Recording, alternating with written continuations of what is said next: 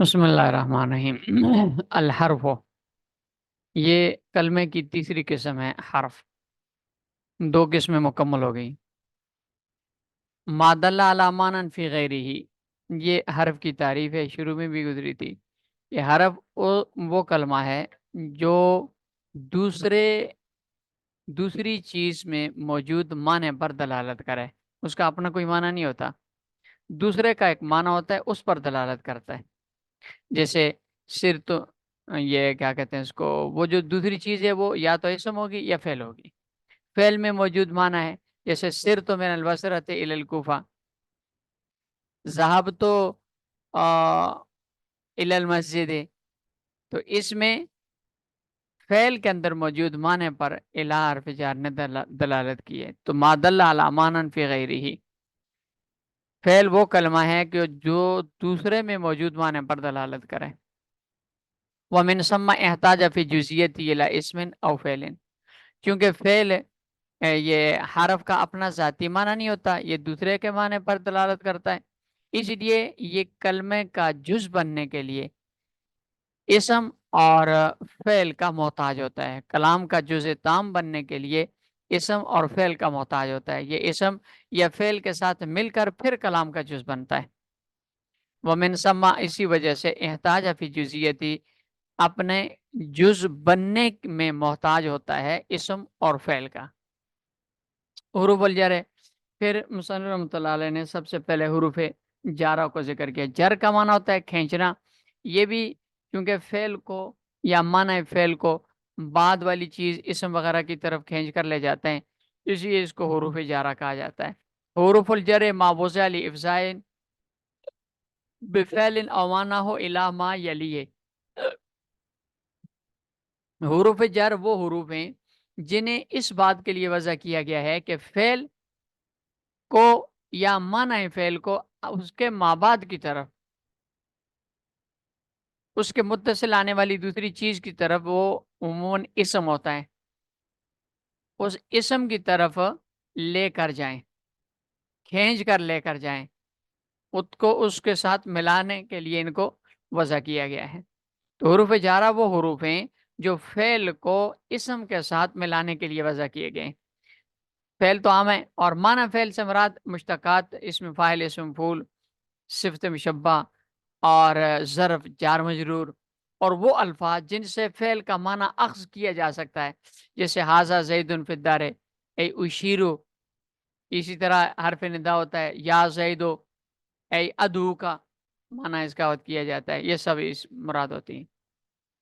ویا پھر مصنف رحمۃ اللہ نے حروف جارہ 19 بیان کیے ہیں، عام طور پر 17 بیان کیے جاتے ہیں، لیکن انہوں نے 19 بیان کیے ہیں۔ وہ کچھ تکرار کے ساتھ یہ آ جاتے ہیں، اس لیے تکرار والوں کو حذف کریں تو 17 ہیں، تکرار والوں کو ذکر کریں تو 19 ہے، کچھ نے اور اوپر بھی ذکر کیے۔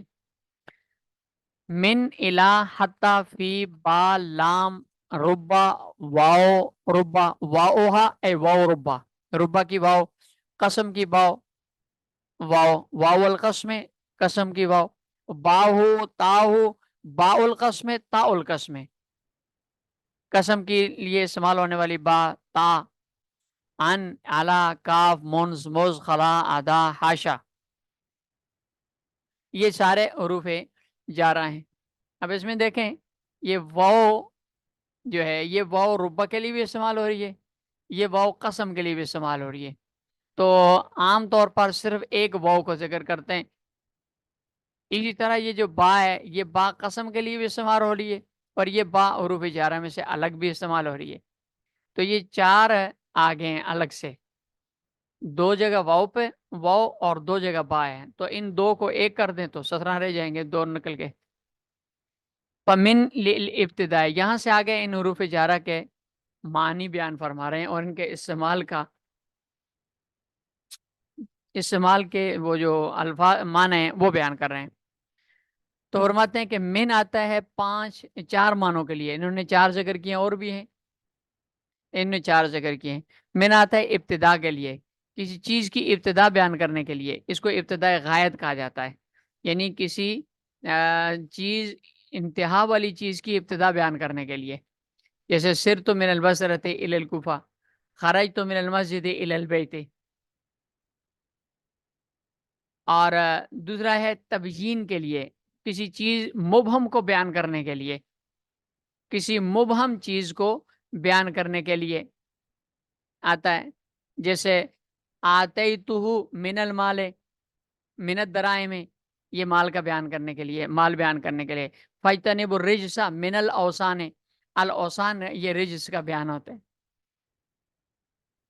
عزا من قائلین، من قائلین یہ عزا کے اندر جو فاعل کی ضمیر ہے ہوا، اس کو بیان کرنے کے لیے. تو اس طرح کی یہ مثالیں. تیسرا معنی ہے اس کا تبعیض کا، تبعیض کسی چیز کے جز ہونے کو بیان کرنے کے لیے. اکل تو من الرغیف، میں نے روٹی میں سے کھایا، یعنی اس کا کچھ حصہ کھایا. اے اکل تو بعض الرغیف، منو من یمشی علی بطنہ ومنو من یمشی علی رجلین، منہم بعضهم، بعضهم من یمشی علی رجلین وبعضهم من یمشی علی بطنہ. تو یہ من تبعیض کے لیے بعض کے معنی میں. اور چوتھا معنی اس کا ہے وہ زائدتن، من کا زائدن. زائد کا مطلب یہ ہوتا ہے کہ کلام سے اگر اس کو حذف بھی کر دیں تو کوئی فرق نہیں پڑتا، معنی کے اندر، لفظوں کے اندر کوئی فرق نہیں پڑتا. فی غیر الموجب، پھر بصری حضرات جو ہیں وہ من کے زائد ہونے کے لیے دو شرطیں لگاتے ہیں. ایک شرط تو یہ ہے کہ نکرہ سے پہلے آئے، اور دوسری شرط یہ ہے کہ کلام غیر موجب ہو، یعنی جس میں نفی نہیں استفہام ہو. جیسے حال من خالقن غیر اللہ، اب خالقن نکرہ ہے، اس سے پہلے من آ گیا اور ہے بھی حال استفہام کے بعد ہے. حال تحس منہم من احد او تسمع لهم رکز احد، نکرہ اس کے بعد. ما جاءنا من بشیر ولا نذیر. تو یہ زائد ہوتا ہے جب نکرہ سے پہلے آ جائے، اور دوسرا یہ ہے کہ یہ کلام غیر موجب میں ہو. یہ بصریوں کا ہے. جبکہ خلافاً للکوفیین والاخفش، امام اخفش اور کوفی حضرات یہ شرطیں نہیں لگاتے ہیں. ان کے نزدیک معرفہ سے پہلے بھی آ سکتا ہے اور کلام موجب کے اندر بھی زائد ہو سکتا ہے. وَلَقَدْ جَاءَكَ مِن نَبَإِ الْمُرْسَلِينَ یا قوم استغفروا ربکم ثم توبوا الیہ، سے پہلے سورہ نوح کے شروع میں یغفر لکم من ذنوبکم ویؤخرکم الی اجل مسمى، اس میں من ذنوبکم من زائد ہے، یؤخرکم ذنوبکم ہے. تو وہ کہتے ہیں کہ یہ کلام موجب کے اندر بھی وَلَقَدْ جَاءَكَ مِن نَبَإِ الْمُرْسَلِينَ، یہ من زائد ہے، نبأ المرسلین جا کا فاعل ہے. تو یہ کوفی حضرات کہتے ہیں. وَقَدْ كَانَ مِن مَطَرٍ، اسی طرح یہ عربوں کا مقولہ ہے. اس میں من زائد ہے، کانا تامہ ہے، مطرن کانا کا فاعل ہے. قد کانا مطرون ہے، اصل میں بارش برسی ہے.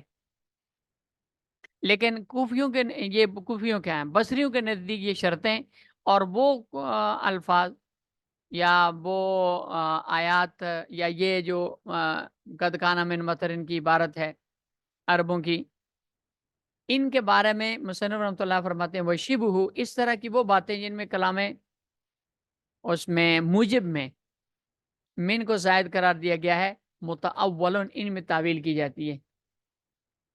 اور تعویل یہ کی جاتی ہے کہ اصل میں یہ من زائدہ نہیں ہے بلکہ من تبعیض کے لیے. قد کانا بعض المطرین، بعض مطرین ہے. اسی طرح وَلَقَدْ جَاءَكَ بَعْضُ نَبَإِ الْمُرْسَلِينَ ہے. اسی طرح یغفر لکم من ذنوبکم بعض ذنوبکم ہے.